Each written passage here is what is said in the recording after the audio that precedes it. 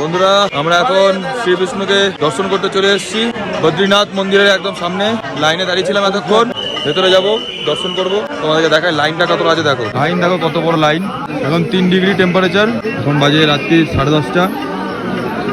এখন দর্শন লাস্ট হবে 11টা অবধি, তারপর আবার ভোরবেলা 4টে থেকে আমার দর্শন হবে। 4টে থেকে 6টার মধ্যে আবার 0 ডিগ্রি হয়ে যায়।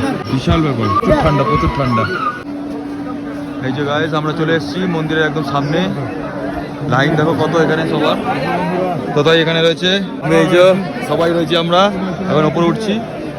ভেতরে লাইন, ভেতরে ভিডিও ক্যামেরা যাবে না, বাইরে থেকে মন্দিরটা দেখিয়ে দিলাম। এখন ভেতরে ঢুকছি আমরা।